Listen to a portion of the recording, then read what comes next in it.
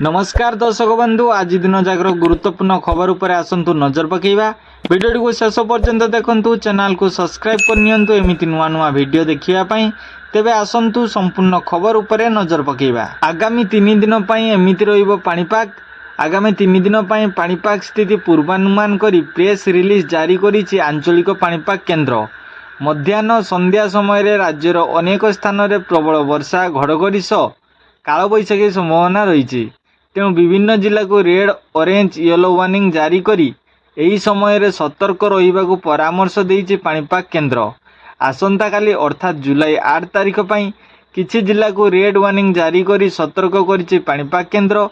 नुआपड़ा, बरगढ़ एवं बलांगीर जिल्लार प्रबल अति प्रबल वर्षा सहित गोटे किंबा दुईटी स्थान रे घड़घड़ी सह अत्यंत प्रबल वर्षा एवं झटका पवन 30 रु 40 किलोमीटर प्रति घंटा हेबार संभावना रही।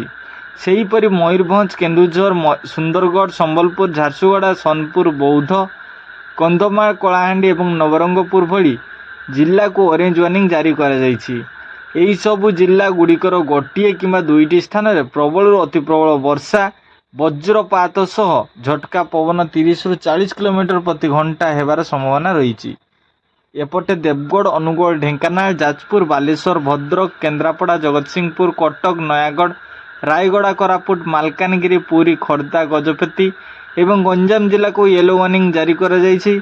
एही सब जिलार गोटे किंबा दुईटी स्थान प्रबल वर्षा और झटका पवन 30 रु 40 किलोमीटर प्रति घंटा हेबार पूर्वानुमान करिछि आंचलिक पाणीपाग केन्द्र।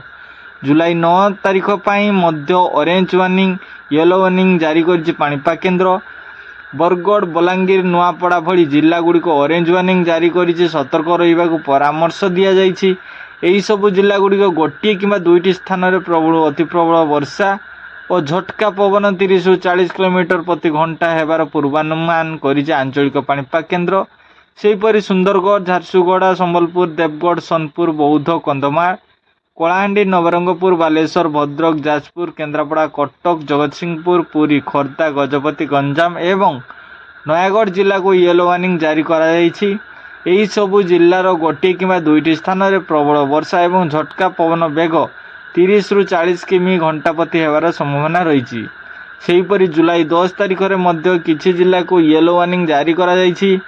नुआपड़ा, बलांगीर, कलाहांडी, नवरंगपुर, कोरापुट एवं मालकानगिरी भली जिल्लार गोटे किंबा दुईटी स्थान रे प्रबल वर्षा होई पारे। एपटे जुलाई 11 एवं 12 तारिखर पागर कौनसी बड़ परिवर्तन न होई पारे बोली आकलन करिछि आंचलिक पाणीपाग केन्द्र। एमिति नुआ लेटेस्ट वीडियो देखिया पय हम चैनल के सब्सक्राइब करंतु, जा फल आपण माने डेली नुआ नुआ वीडियो पाई परिबे। तो फ्रेंड्स, এই ভিডিওটাকে व्हाट्सएप, फेसबुक, ट्विटर माध्यम रे शेयर करंतु।